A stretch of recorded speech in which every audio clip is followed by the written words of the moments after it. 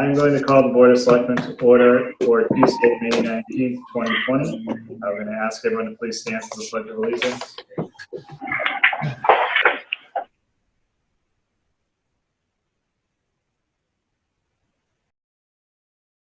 For which it stands, one nation, under God, indivisible, with liberty and justice for all.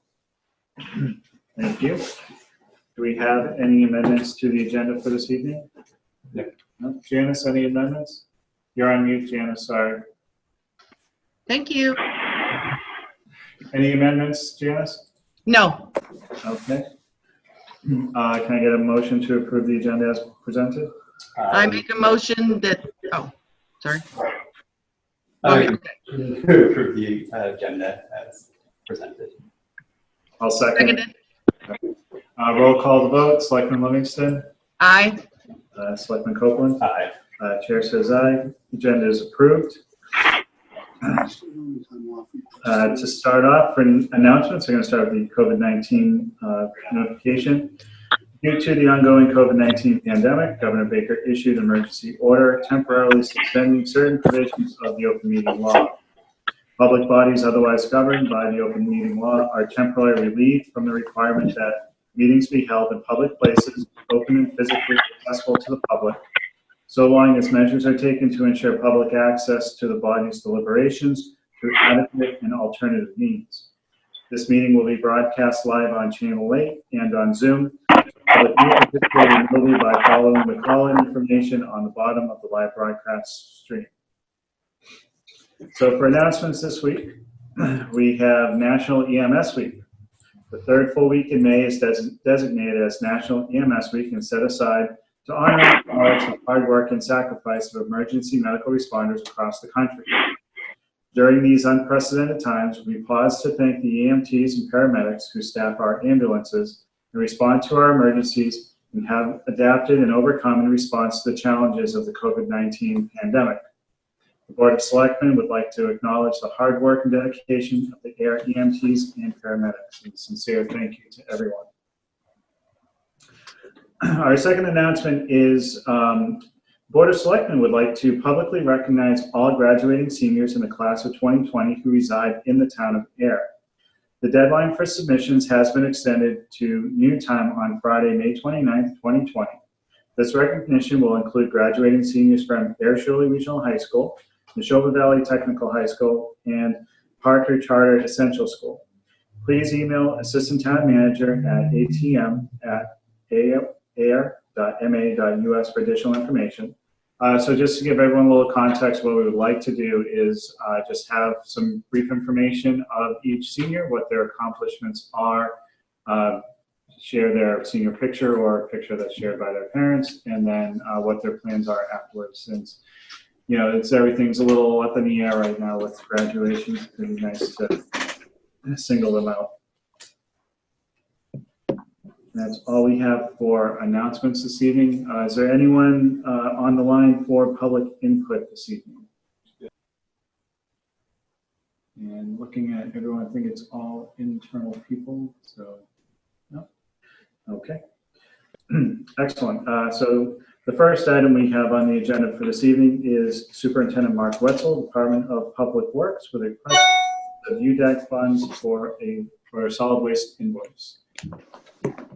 So thank you very much. I did have a third announcement that I just wanted to make, was that this is also National Public Works Week.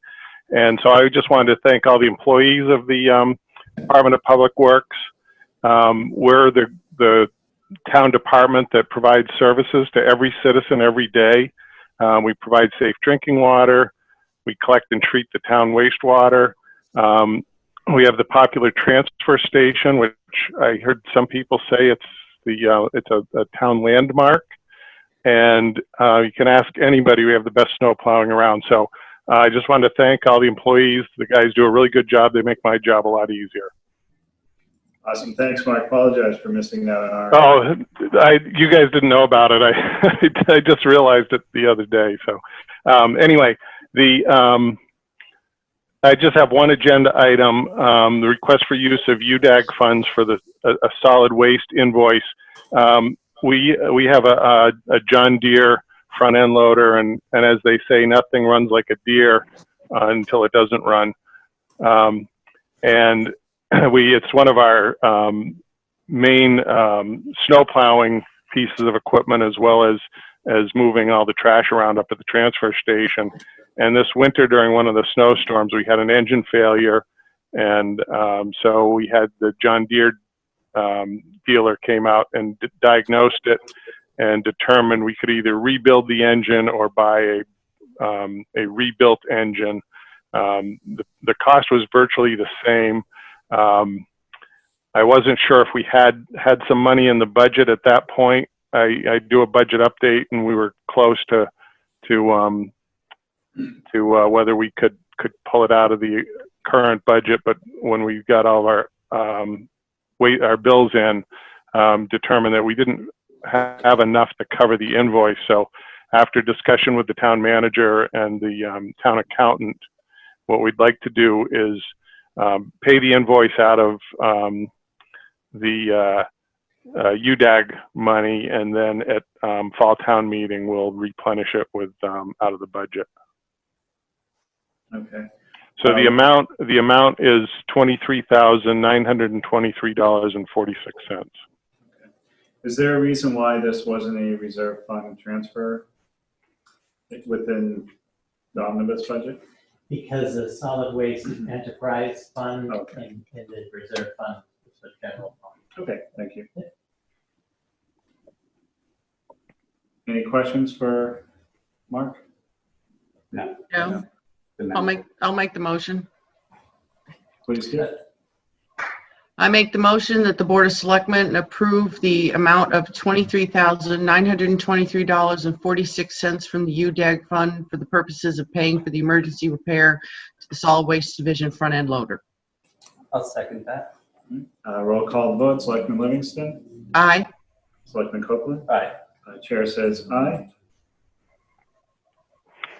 Well, thank you very much. That's all I had. I did in my monthly report, which I think they're going to be posted in the next couple of days. I did do some project updates with some photos. So we've got quite a bit of projects going on at the DPW, and even though we've been operating with limited staff and limited support from vendors and things, we're still getting a lot done. And if you drive down Main Street, you'll see some of the stuff we're doing. Excellent. Thank you, Mark. Appreciate your time tonight. Thanks. Thanks, Mark. Next item on the agenda we have is the Treasurer Tax Collector Barbara Tierney and Finance Manager Lisa Gabri. Approval of bond anticipation and grant anticipation notes. Hello. Good evening. Hi. Welcome. Hi. Thanks for joining. Is it Sean? Should I go ahead and read it now? Okay. All right, I'm going to turn it over to Selectman Copeland to read the bond. Okay. This is for a vote of the Board of Selectmen. I, the Clerk of the Board of Selectmen of the Town of Ayer, Massachusetts, certify that at a meeting of the Board held May 19th, 2020, of which meeting all members of the Board were duly notified and at which a quorum was present, the following votes were unanimously passed, all of which appear upon the official record of the Board in my custody.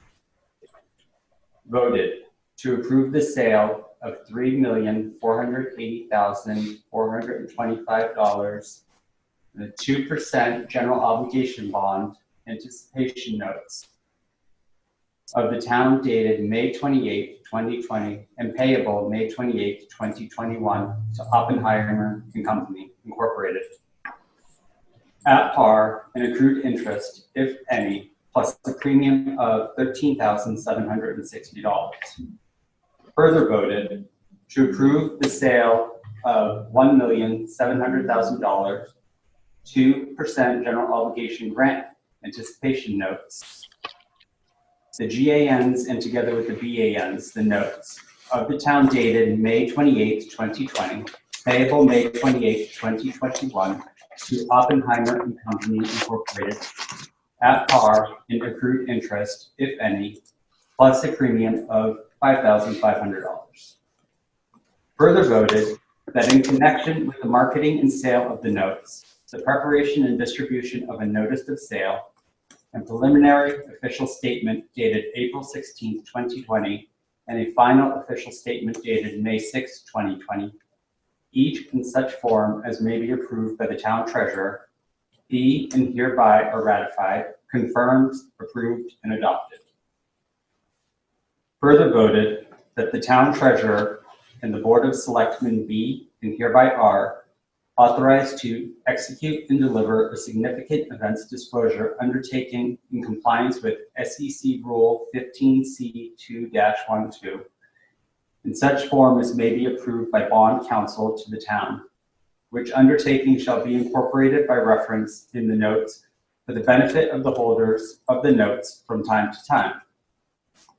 Further voted that we authorize and direct the town treasurer to establish post-issuance federal tax compliance procedures and continuing disclosure procedures in such forms as the town treasurer and bond counsel deem sufficient, or if such procedures are currently in place, to review and update said procedures in order to monitor and maintain the tax-exempt status of the notes and to comply with relevant securities laws. Further voted that each member of the Board of Selectmen, the town clerk, and the town treasurer be and hereby are authorized to take any and all such actions and execute and deliver such certificates, receipts, or other documents as may be determined by them or any of them to be necessary or convenient to carry into effect the provisions of the foregoing votes.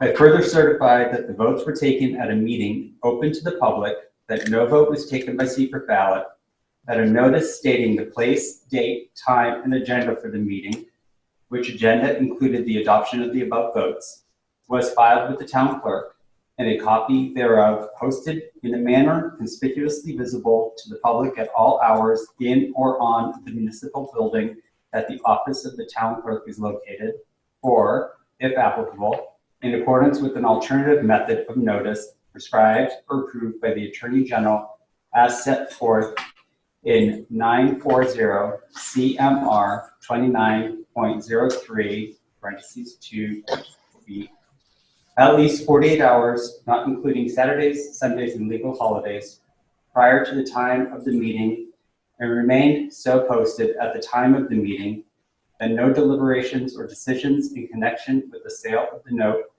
were taken in executive session, all in accordance with General Law C-30A 18 through 25, as amended, further suspended, supplemented, or modified by the executive order of the Governor of the Commonwealth of Massachusetts to suspending certain provisions of the Open Meeting Law, Chapter 30A 20, dated March 12, 2020. Seconded. All right, we have a motion and a second. Roll call to vote. Selectman Livingston. Aye. Selectman Copeland. Aye. Chair says aye. Bond notes are approved. Thank you. So the clerk of the board has to sign the vote, and then there are signature pages there for each of the selectmen to sign. Selectman Livingston, if you can just plan a time to come in with Carly to sign after. I can actually come in on Friday. Perfect. And then I'll sign and get the town clerk to sign and to attest them after that. Excellent, thank you. Thank you. Thank you both for joining tonight. Thanks. And next we have the town manager's report. So, Robert, I'll turn it over to you. Mr. Chairman, members of the board, if there's not objection from the chair, both of the chiefs are on the meeting remotely. If we could do maybe the coronavirus COVID-19 update and then come back to the administrative. That would be perfect. I had no objections, Janice. Sean? No objection. Okay.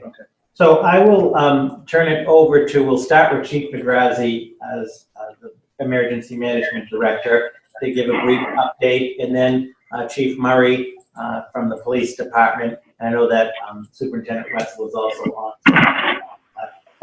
Chief Pedrazi. Yeah, good evening, everyone. You hear me okay? Yes. Okay. So all the fire department members are currently healthy, working a regular schedule as they have been right through the pandemic. Yeah, as of today, in Ayer, there are 38 households that have family members that have had COVID or have COVID now. This is reported to us through the Board of Health.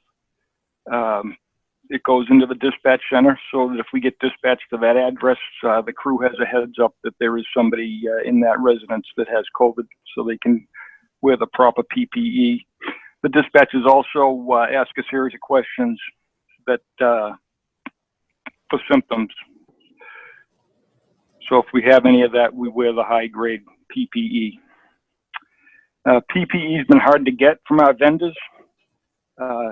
When we can't get stuff, we're supposed to be down to a week's supply of what we're using, and then we can request items through MEMA.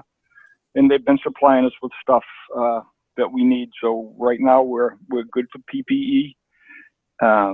National Guard delivers it out to us, or we can go get it if it's at the local cache in Tewksbury. We just drive there and pick it up. They have some of the stuff there at MEMA, and some of the stuff's in a further place. So when it's in the further place, we have the National Guard bring it. Last week, we applied for an assistance to firefighters grant for PPE. This money, it was $100 million out of the CARES Act that went to for firefighters, and they put that into a grant program. So it's a competitive grant. So we applied for a micro grant, which is up to $3,000 to try and get some PPE, because we're expecting a resurgence in the fall. So we're hoping we can bolster our supplies of stuff, because we just don't know when we can get stuff. It took 8 weeks to get some N95 masks from the vendors we had ordered 8 weeks ago, and they just came in yesterday. So we never know when we're going to get the stuff. Central Mass EMS Region 2 is that's our EMS region in the state. They're starting a program starting this week that they're doing an N95 mask collection program. So each EMT is issued a mask, and there's a code that goes on the mask for them and a code for the town. And the plan is that they're going to collect these masks from us and get them decontaminated. And they can be decontaminated up to 20 different times. As long as they don't get dirty, they can be decontaminated. So I'm waiting to see how that works out, because that'll really be good, because the N95 masks are the hardest thing for us to get. Inspections for the fire department are pretty limited right now. We're doing outside inspections on propane tanks, and we're doing new construction if no one's in the house, so we can sign off on the building permit, so they can keep selling these houses. We have to get a certificate of occupancy from the building inspector, and he can't issue that till we sign off on the house. All the inspections that we're required to do through the state for the hospital and skilled nursing facilities and the elderly housing, those were all put on hold by the state until the state of emergency is over. And all of our training at the department here with the call department has been canceled until we can, until the governor's orders lifted on groups of more than 10. We're currently developing some training for the EMS that can be done online, but there's a certain criteria that needs to be followed so that you can track everybody and make sure that they're putting the hours in on the device that they're using to do the training. So that's all I have. If anybody has any questions, I'd be more than happy to answer them if I can. Any questions for Chief Pedrazi? Janice, any questions for Chief Pedrazi? No. Okay. I don't have any questions, Chief. Thank you for the update. Oh, thank you very much. Thank you. Chief Murray? Hey, how you doing, everybody? Good. How are you? Good, thank you. So things at the police department are pretty quiet right now. Our PPE is in good supply. We're trying to keep ahead of it, keep a good stock going through the summer and into the fall. We hope to keep those up. As Chief Pedrazi said, we get a lot of stuff from MEMA, and we found some other vendors that we're trying to get stuff from. It does come dribs and drabs here and there, but we'll get it in as soon as we can. All our employees are currently working. Everybody's working their normal schedule. Everybody seems to be healthy right now. And I really want to take this opportunity, I think, to just give a shout out to my folks, the folks at the fire department, folks at DPW for the great job they're doing. These guys are all coming to work every day, even everybody else is able to stay home. They're dealing with people that, are sick, people that might be sick, and they're really putting themselves out there. And, even though they themselves are a little bit afraid with all this uncertainty, they're doing a fantastic job. So they really deserve our thanks. And I think I'd like to see, more people come forward and give these people the credit they're deserved. We're making a few changes around the station, getting ready for the opening. We're moving our firearms licensing station out to our community room. We can get everything done in one room and try to keep our Heather Sherry, who does most of the licensing, try to keep her as safe as we can in that area. And then we have our interview room out in the lobby. Where we meet people and talk with them. Chuck's going to be putting something together for us to try to keep separated in there. Our biggest duty right now is neighborhood patrols and staying visible. Crime is down somewhat. We do support the fire department on all their ambulance calls, but we stay out unless it's a real emergency and we have to go in. But that's our biggest thing that we're doing right now. If anybody's interested, we're looking for a dispatcher.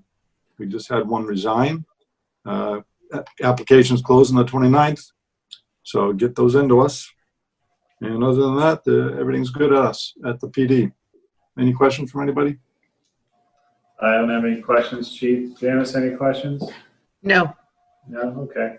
Thanks for the update, Chief Mark. Appreciate it. Thank you. Thank you. Thanks. And Mr. Chairman, just to add to the issue of the PPE discussion, since the board last met, we've asked all departments to calculate out to the best of their ability the estimated use for PPE over the next several months so we can begin to plan accordingly. And also we've begun discussions and planning to come up with a PPE system, if you will, the management of the inventory, the management of requests, getting that out. Also, to the extent we can get the appropriate PPE for as we move forward with events such as elections or town meetings, that there is some supply, for the public in that sense. So that definitely remains on our forefront, and I'm sure we will be discussing the funding of PPE in the future budget and so forth as we move forward with that. Also, related to that, by Friday, May 22nd, I've asked the facilities director in consultation with the department heads that manage off-site buildings, whether it's the fire station, police station, senior center, so forth, to put together just a preliminary assessment on modifications and so forth that may be necessary for our various buildings, and we'll have an update on that as we move forward. And now that we have the governor's reopening plan, there'll be some more information on that as well. And finally, as we've made sort of a public pitch from day one of this pandemic, the N95 masks are the high demand item. So again, we continue to go wherever we can to secure those. In terms of the administrative update for the board, in the packet you have all of the town warrants that were reviewed and approved since the board last met on May 5th. And in terms of the administrative update, just quick on a couple items, highlights not related to COVID-19 activities, which has been the primary focus of the administration since the pandemic started. Just so the board is aware, on May 5th, we had a kickoff meeting remotely with ClearGov regarding the establishment of the budget book template and so forth. So that process has started. was just a meeting about getting the information to them. They're going to design a prototype, which once that's developed, through the buy board, we'll vet that. And of course, we want to have a presentation for the Board of Selectmen on that. So that process is underway. As the board's aware, Alan, through Economic and Community Development, continues to do the small business meetings through Zoom. He also just recently conducted a Zoom session on food insecurity and so forth. So we should have a report on that shortly, but continues that outreach. I'll talk about in a minute the town meeting plan as well as on May 14th, we had a buy board meeting, which sort of ties into the town meeting update that I have. And on May 18th, which was just yesterday, we did a remote meeting with the hired consultant to develop the feasibility plan for the senior center project. And it obviously had sort of taken a pause over the last couple months due to the pandemic. The funding for the feasibility study remains in place, and the need for a future senior center remains. So we are moving forward with the feasibility part of the project. Of course, the issue of funding and so forth has yet to be discussed, but the first step is to develop a plan. So that is moving forward as well. The real focus also, since the board just met, is obviously this whole focus on the return to work plan. And things remain somewhat in a fluid state, and there's all kinds of new information. And yesterday, the governor's reopening plan was just released, and we're trying to take in all of that information and figure out, put together the best plan, which we've been developing. A couple points on the return to work plan. One is, as of right now, we have the town buildings closed to the public until May 26th.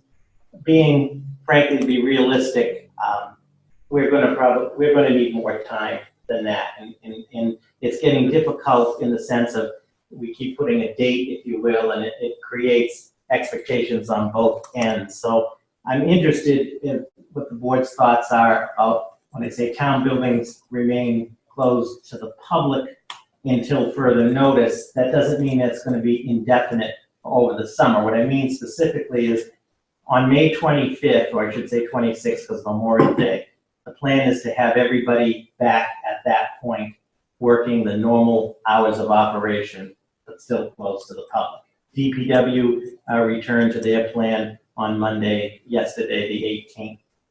The library and the Council on Aging remain closed to the public, but we're going to need some more time to implement all of the things that are in the governor's reopening plan. It's important to note, placed conversation with the town's insurers and town council as well. The reopening plan is a mandated state document. It's not really optional for liability purposes and so forth. So we want to do it correctly and get everything in place so that the reopening is safe not only for the public, but most importantly also for all of our employees as well. So that's something to think about.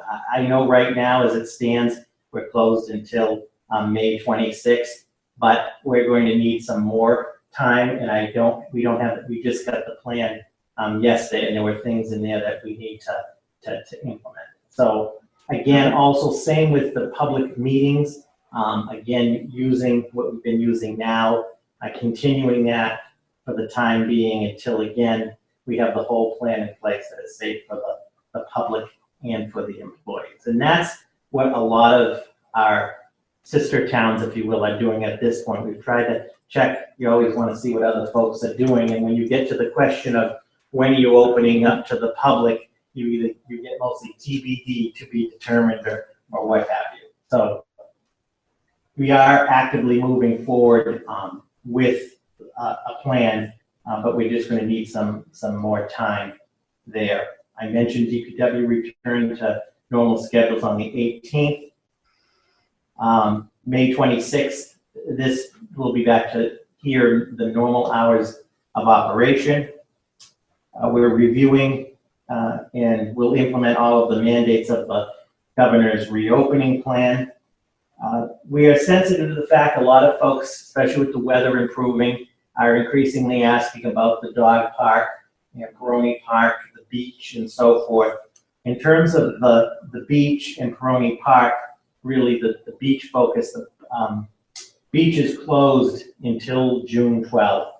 And the Parks Commission is actually meeting tomorrow night, remote public meeting, to sort of discuss the governor's plan as it pertains to the reopening of beaches and so forth, because there are challenges there in terms of social distancing and so forth, and there's a lot of things to be considered. So the Parks Director I did meet with him briefly today, and they do welcome any input from the selectmen, whether it's through their meeting tomorrow or informally thoughts about opening up the beach, if you will, Peroni Park, and so forth.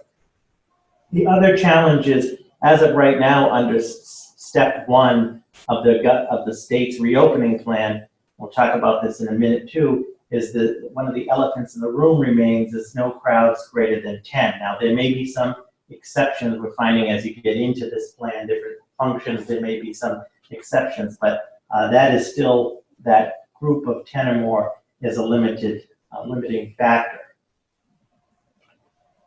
Any questions on reopening?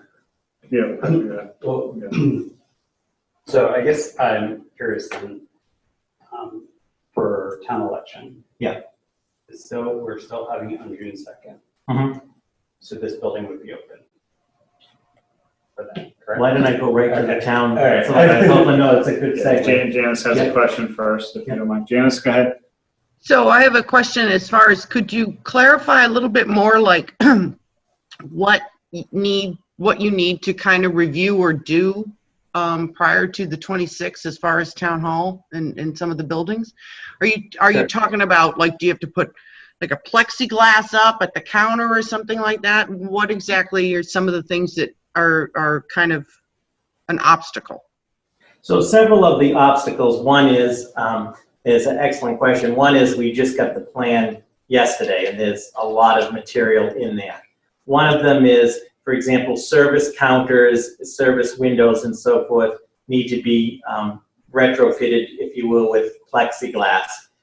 They did not clearly say that municipal government was a separate category, so we're operating under the office category, which says that general offices, there shouldn't be more than 25% of the workforce in the building at any given time. Now, in full disclosure, not just here during the pandemic, before this, that was not always, the case, if you will. The social distancing, the signage, we got to get certain signage. Also, there's a whole plan we have to fill out and send to the state before we open, as well as called the attestment to it. Social distancing, social distancing training is part of it. There's questions about the public bathroom. I'm speaking on behalf of the employees here. The employees are very concerned about their well-being at this time, and being a public building, and the fact that, for example, the mask order, you can't force somebody to wear a mask per se. So we just want to get all of the ducks in a row, and when we're 70-something days into this, it's just not realistic to think that we're going to be open on the 26th safely. Those are some of the things that we're looking at as far as, so we've got to retrofit the building. There's the issue of the overall plan we have to submit to the state that we just got yesterday. The social distancing, training is part of it. We're supposed to do training with employees on all of that. So those are some of the obstacles. There's no question our goal is to get reopened in a timely manner, but we also want to make sure we do it safe and that we've done it in compliance with the state's order. So that's where we're at, and I think that we will have a much more definitive update as we move forward and when the board next meets as well. Yeah, so I support, you taking whatever time you need to make sure you get it right, because the setup of the building is a little awkward from a sense because it's an older building, particularly when you mentioned the public bathrooms, that, you know, are we able to make that not open to the public and the employees only? And there's still, even with that, there's still a lot of questions over how often it needs to be cleaned, et cetera. So given the short time frame, since we received the regulations from the state, I'd support you taking your time, making sure you get it right so everyone in each of the buildings feels safe and open when we reopen to the public. I agree. Agree. Thank you for that. Thank you for that, Robert. You know, and Selectman Livingston, thank you for the question. It's a very good one, and our goal is to get things, what do they say, return to the new normal as fast as we can. And we are in good shape, and we're not looking to, you know, drag this out any more than it has to be. Some of our other locations have even more challenges. When you implement the principles of social distancing at the existing senior center, for example, we have to look at it as a huge problem. Same with the issues with the library as well. But we will continue to take it one step at a time. It's a good segue into the next item, which is the election in the town meeting. And as you asked, Selectman Copeland, what about the election? Let me say this, one of the challenges, and it's unclear on this, and it's not just for Ayer. Town council's looking into it, other towns are looking into it. One of the elephants in the room right now is if you look at step 1 for reopening, it says no crowds greater than 10.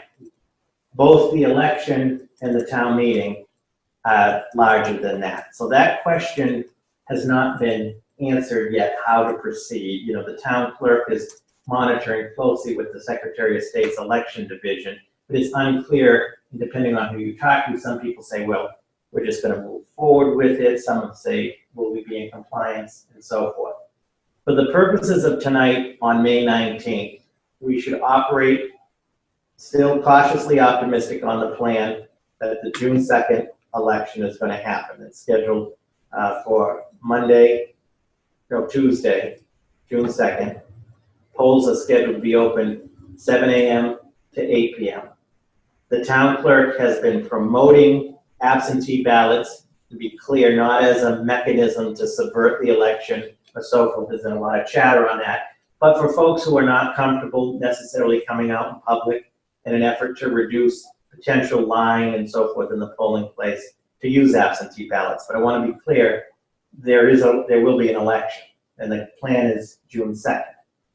The facilities director and the town clerk are developing a social distance plan for the election that'll use what you'll call sort of a single flow. So the theory is, to the best we can, it is considerations for Americans with disabilities and so forth. But the concept would be, for example, and this is just the concept, if voters came in, say, the side door or the front door, went upstairs and voted and went out the back. In other words, so there's no passing. It's called a single flow. Now, if you have to go to passing, it'll be all the markings and so forth on the floor. So they're developing a plan in here that will have all of the markings, all of the social distancing. It takes into account frequently cleaning the voting booths and so forth. So we will have that plan in place by next week, and we want to advertise that to the public ahead of time, asking folks, again, to please wear a mask if you're able. We're getting the PPE for the election workers, because a lot of our election workers are in the vulnerable population. The town clerk has asked the Secretary of State for a waiver for some less workers than we normally need in that sense. And we continue to monitor it closely, because if we can't have the election on the 2nd, we will need the Board of Selectmen to meet to vote to move the annual town election. And there's also that special state election just for precinct 2 that will require action by the state legislature. So right now, the plan is election is on June 2nd, 7 a.m. to 8 p.m. We will have a social distance principles implemented, but we'll keep you posted as we move forward because we haven't got a clear answer on this whole issue of 10 or more folks on that. Plus, they have yet to have a bunch of the elections are going to be in June. That is a segue into the annual town meeting. Same thing that we're looking into is this issue if you can't have more than 10 folks, what do we do about that? There's also a bill pending in the legislature. It's passed the House, but has not passed the Senate. And it was a bill that would allow the Board of Selectmen to reduce the quorum of town meeting to 10% of the normal amount, which in this case would be 5. I mean, I think the bill is intended for folks that have larger quorums. I'm not saying, but that has not passed, but it's our job to give you all of the information. We were up at the school on May 11th, we being IT, APAC, facilities, Miss Antonellis, myself, and the school facilities folks, putting together, so we're planning, and this is also in consultation with the town moderator. I talked at length with him about this, so we're all on the same page. The plan right now is to have the annual town meeting Monday, June 15th, 7 p.m. at the high school auditorium. The plan, which again will be a public plan in advance of that to the board, when we apply the principles of social distancing to the auditorium sits 500 people for the sake of discussion. Putting in the proper measurements, that puts one person every 3 seats in every other row. You do the math, you can sit 65 voters in the auditorium. On the stage, the plan would everybody, the 3 selectmen, myself, the town moderator, the town clerk, and the chair of the finance committee. And we talked to them about this as opposed to the whole FinCom because we start to run out of space. But we have everybody on the stage with their own microphone, so there's no microphone sharing all spread out on stage. We can fit some additional people socially distanced in the 2 wings and up in the back gains us some more. But the average attendance at an annual town meeting average is about 200, depends on the year. So the cafeteria commons area is going to be the overflow. So for additional voters, it has a live stream, so the folks in that room, those chairs will all be set up socially distant, will have live access to the meeting. The moderator will appoint an assistant moderator, which you can under the statute, to facilitate that room with the staff person. And there'll be a communication link between the moderator and the assistant moderator for folks in the overflow room. And some other towns have done this even normal times for the overflow. So in the event that we need additional capacity, we have the overflow room. We also set up the sign-in so it's not in that little vestibule where everybody signs in. It's broken out by the 2, is it precincts or street? It's 4 separate stations by last name, A through D. Yeah, so that's all distanced out as well there. So that is the plan that is being put together now to facilitate that town meeting. The final piece, and we struggled with this at first, normally there are microphones in the aisles for the public. The problem with that is when you put the microphones there, people are going to be getting up to the microphones, getting up, getting back down, creating more movement. Plus the issue of everybody that uses the microphone, wipe it down or so forth. I'm talking with the moderator. The plan will be people are seated, they're recognized by the moderator, they're going to have to stand up and just project. The microphones we feel in the aisles are problematic for this, and the problem with remote mics, based on the time that we have, the ones we have, it creates all kinds of feedback. So that's one of the things I think we're gonna, we hemmed and hawed, having somebody bring a microphone. It's just get people in seated and participate from their seat, if you will. Did you mention a moderator? If someone's going to have to just project, it's not going to really get picked up by APAC or rebroadcast or. if there's overflow, it might, so we're gonna have to repeat all of the questions and someone's going to have to repeat the questions into a microphone. Mhm. So that way they're wired through everywhere. Are we asking them to project from where they're seated, or are we asking I them would to think walk so. to the front? We're gonna ask them to Front of the project from where they're seated, but I think to Selectman Hood's point, and we've discussed this too, especially from questions that may come from the overflow, the questions are gonna need to be repeated. And if the moderator does that, that'd be great. And I suggested to him, if he's not comfortable doing that, the town clerk can do that. You know what I'm saying? So to your point, I think all of the questions do need to be repeated, just for the benefit of everybody. Excuse me. Right. We also have the problem of the fact that even with the microphone, some people cannot project. Right. So I'm just concerned as to how some people are going to take that when they hear this, because they can't project normally, even with the microphone. So I'm just going to ask the question, you know, can we somehow wrap things like at a dentist's office?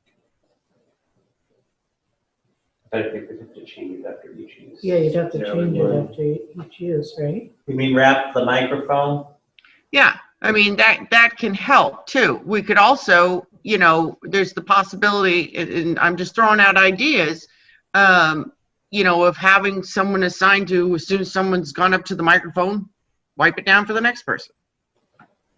I think the foam on the microphone would really capture a lot of the vapors. Yeah, so I think that would actually be the more contaminated part of the microphone. Did you think anything about? Okay, this is going to sound funny, but we could also maybe put a mask over the microphone where you can still hear the sound. I don't know. I'm just coming up with ideas and throwing them out. That's kind of the point we're at with this whole thing anyway, so no need to apologize. And another point, and we have just not received a legal answer on this, Selectman, what you asked at the last meeting, this concept too of could people submit their questions from the floor, meaning like on a card or something? And we haven't got the answer, because generally, you know, you don't take questions in advance or so forth. But that could be another option. I mean, we'll look into all of these options as if somebody, you know, name, address, question type of thing. I think that might actually cut down on, Yeah, because the projecting is going to be a lot of, right. Was this your question? No, you know. I think that the legal question is, and I know you know this and appreciate this, you can't prevent anybody though from, you know, having another question or participating, but I think that's sort of one of the general themes is it's a true democratic process, but we're also in this pandemic, if you will. We'll take it one step at a time to find a way, but we'll take a look at all of these suggestions. The good news is that we believe that as long as the issue of groups of more than 10 is resolved, and we're not alone on this. There's 200 and I forget how many towns, exact number, that have yet to have a town meeting, and ideally have the town meeting before July 1st. Long as we're able to have it, we believe that we will have in place a safe plan to have the meeting. One of the other things is we are going to publicly ask people to bring their masks or face coverings. We will have some supply of some for folks that forget or what have you. And again, we can't force people, but we're asking people, you know, to work with us. Same with at the election. My other question on as far as the election, and excuse my naivete on election rules, is it possible to move the polling place to someplace that has more, like to the high school cafeteria where there's more room, easier to social distance, easier for flow, or is it too late to do that? Through the chair, I'm going to have to check with the town clerk to get you a definitive answer. I'm going to err on the side, but let me confirm it may be too late because the election warrant has been posted, but we are in, I can check with that. I will say the town clerk, not to speak for her, but in the meetings we've had with the facilities director, is confident for this annual election that it can be safe and successful here. One of the things I think we need to talk about, not for tonight, one of the big concerns will be the November presidential election, which brings close to 5,000 people in this building. To your point, there's been some preliminary discussion. There may need to be, maybe there's a better location. We're not there yet, but I think the capacity for the annual, we're confident on. But we will be talking with the board as we get, because the presidential election is a big turnout. So two things. As far as with town meeting goes, obviously we're going to ask people to wear masks, and some people can't, you know. And I wear one at work, and it is annoying, it is uncomfortable. But we could also request, you know, people bring masks, and if they come up to the microphone, not necessarily having to physically put it on, but even just kind of hold it in front of their mouth, so when they're breathing into a microphone. And that would be a simple request that people might be willing to do. So, and the second thing, as far as jumping off what Sean just said, is as far as for the presidential election, and you're talking about 5,000 people, why not think about also 2 polling stations? Good point. Good point. That way you've divided it in both places. Yep. It also kind of helps with the parking that it always becomes a crisis too. Agreed. Yes. So I think once we're successful, hopefully this June, we'll definitely with the board be talking about the fall as well, because there is concern on that. Just lastly, on the town meeting, and we'll have another update for the next meeting the board has. The Community Preservation Committee has met and voted the financials for Articles 27, 28, 29. So we'll do a public notification on that for the public and get that to the board. So there were spaces left at the time. We have those numbers. I'm also, in terms of the public outreach, because it seems like some time ago that we were talking about town meeting and the warrant and so forth, we are going to start the warrant articles of the day again, where Cindy on the town's Facebook and website, we feature a couple articles each day with just a, if you will, just a brief summary of what the articles are. And I'm also considering, and I welcome any thoughts from the board or any participation from the board, obviously before June 15th, sooner than later, doing a public, we'll call it a public Zoom forum or something, just to do a quick overview of the articles, obviously non-positional, not taking positions, and welcome any help on that, and really open it up to any questions from the public. We have gotten a lot of good questions from the public during this quarantine time on the warrant, but I think just to get people thinking about a town meeting again, so we'll schedule that. The last thing, Mr. Chair, and I appreciate it on this topic, I want to talk to the board just briefly on town meeting, a proposed plan for town meeting in terms of the substance as it pertains to the FY21 budget and the town meeting warrant. In this proposed plan, I want to thank Lisa Gabri, the finance manager, for her lead on this. It was also discussed and vetted by the internal finance team, and it was presented to the buy board when they met about this plan. As we go into FY21, so the FY20 budget that we're in now through June 30th, we're in good shape. It's pretty much fully funded. The treasurer's collections report is at over 95% in terms of collections, fund that budget. The question is, we need to begin to prepare for FY21 and what happens.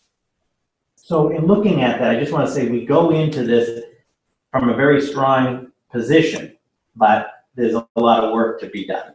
We have over 1.5 million in excess levy capacity. We have over 2 million in stabilization, over 2 million in capital stabilization. There's 1.5 million in free cash. There's over 1.5 million in unrestricted UDAG funds, and estimated that's about 8.5 million in reserves. And we don't want to use any reserves unless we absolutely have to. And we're not at that point, but I just want to bring that point that is a true testament to the town over the last 20 years. We're in a position of strength. The FY 2020 collections, as I said, are at about 95% at this time. We're monitoring revenues and spending, and we talked about that with the buy board on a monthly basis. We'll have updates for the BOS and the FinCom on that. To date, there's been about $18,000 in COVID-19 related expenses, and the town accountant anticipates if the current trend continues by June 30th, there'll be about $35,000 in COVID-19 expenses, of which approximately 75% of those costs will ultimately be reimbursable, whether it's through FEMA or MEMA. The challenge with sometimes that can take up to 24 months in the reimbursements. So in preparing, if you look at all of the finances right now, because we're about 9 weeks into COVID-19, you looked at all of our financials right now, they're still pretty strong because we don't have the history. The town accountant, and I agree with, by August, September, we'll start to have some history. That doesn't mean that we're not being proactive. We put the spending memo in on April 24th, get people thinking about spending.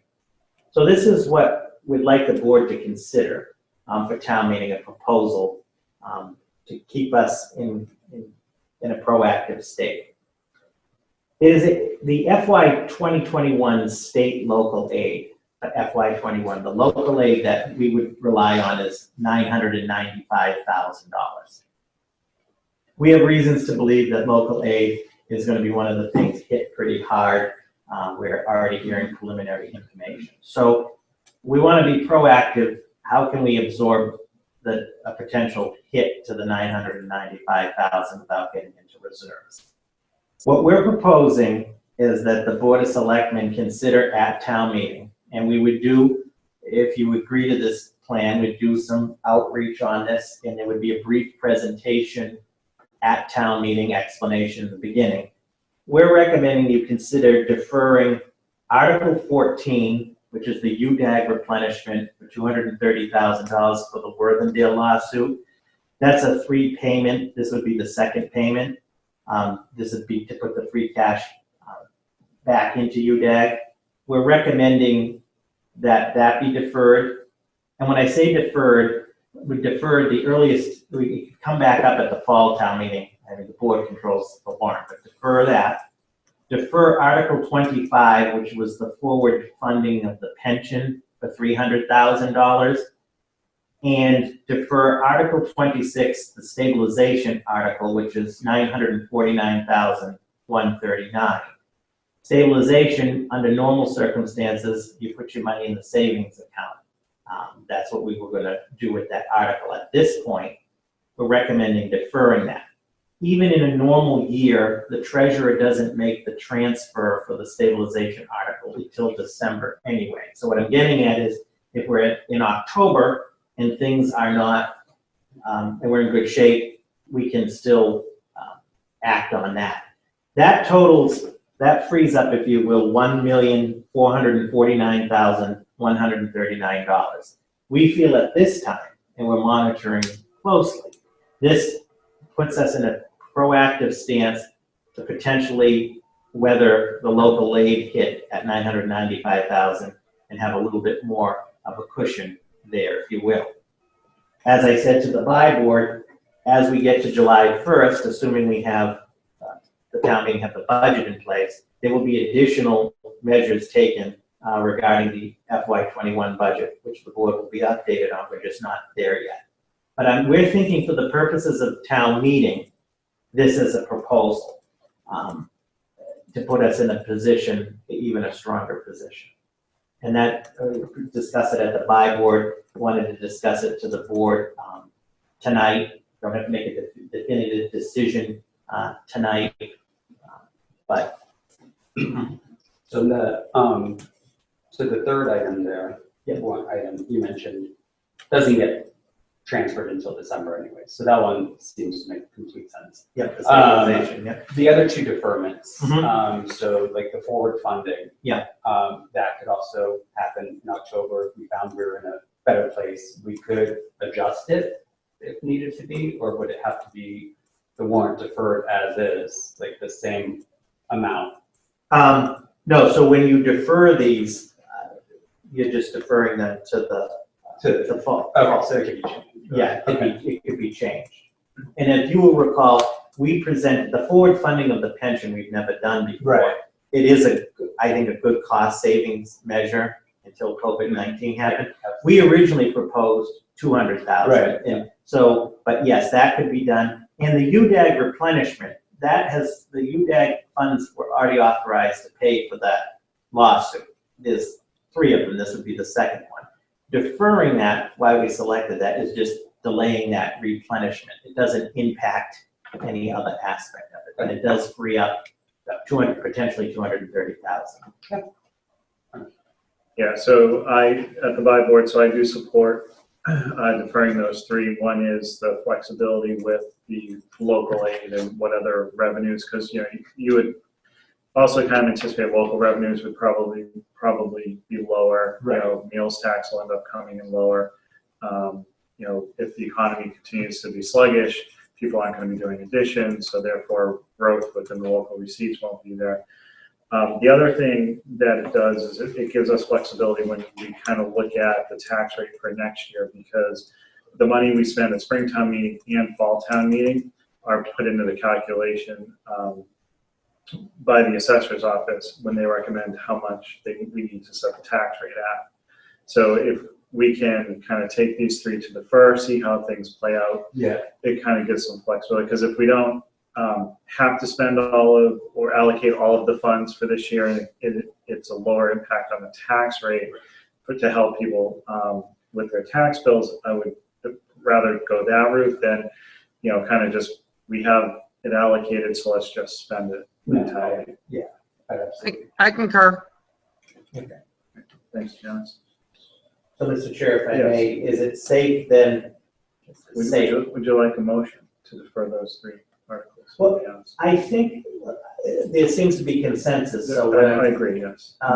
The board is going to propose this at the floor of town meeting, so maybe just a vote endorsing this proposal, so that way, as we prepare the outreach and explain it, we can say, the board has reviewed it and has endorsed it. It's ultimately up to town meeting. Okay. What are the article numbers?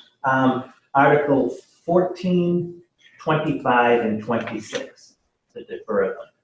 I'll make a motion to that the Board of Selectmen endorse the deferment of Articles 14, 25, and 26 of the 2020 annual town meeting to the fall 2020 town meeting. Seconded.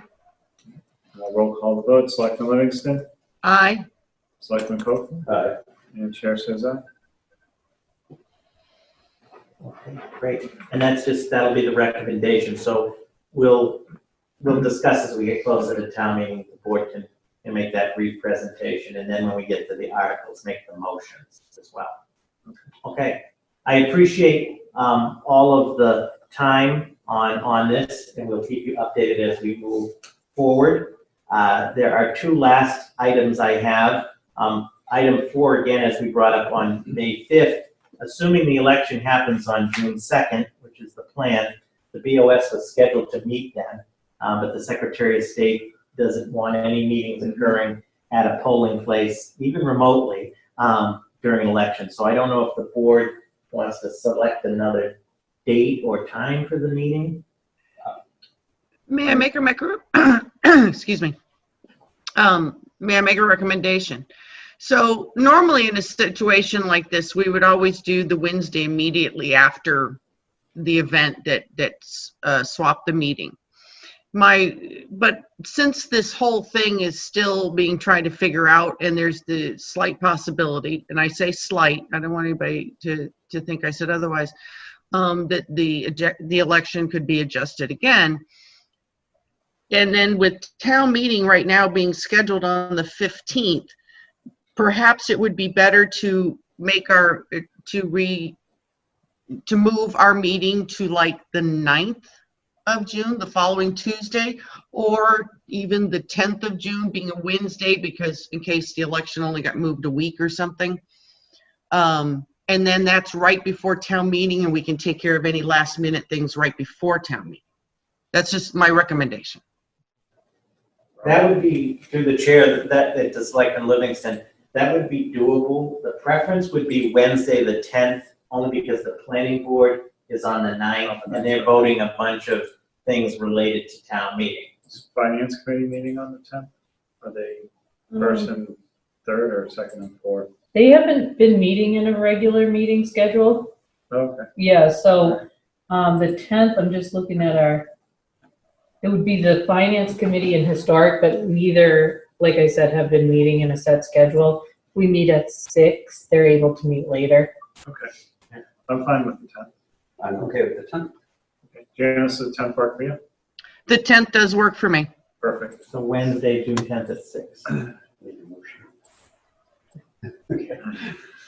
The last item, and I appreciate the board's time this evening, in your packet, there is a letter requesting of the Department of Revenue, Division of Local Services, a request for authorization under Mass General Law, Chapter 44, Section 31, for emergency expenditures up to $100,000 due to COVID-19. And as the board is aware, this statute, if the board votes to authorize it and votes to authorize this letter, the town would request from DOR authorization for emergency expenditures up to $100,000 due to COVID-19. And specifically, as you can see in the letter, it outlines that this would be for any overtime, cleaning supplies, or PPE or other related expenditures of COVID-19. It's not a blank check, if you will. It's an up to $100,000. The last time that the town did do this was when we dealt with the Westford Road farm issue. The board did authorize, it was over $200,000 in emergency spending. The finance manager and I are recommending this, to start the process, because you do still have to get approval from DOR, and that we're in a position where this is a fluid situation. If a substantial emergency presents itself, the town will be able to respond accordingly. As I mentioned earlier, right now we're at $18,000 to date in COVID-19 expenditures, and we anticipate approximately $35,000. But this would be for emergency purposes related to COVID-19. Now, with the 35,000, you counted against the 100,000 now, or is that the 35 going to be absorbed within the current operating budget? Finance manager. Lisa's waving. Hi, Lisa. Turn your microphone. Oh, she can't hear me anyway. Well, we can't hear you, Lisa. Sorry. No, Read her lips. It's not working. see, it's going. Yeah. Lisa, I'm sorry, we can't hear you. And check the volume on your computer.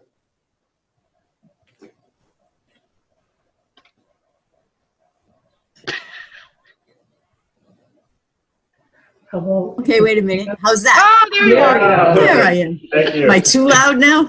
No, you're good. Okay, so we've been separately tracking the excess COVID costs, as Robert alluded to before in the beginning, sometime along the meeting. We have been, and that's why we know it's $18,000 now.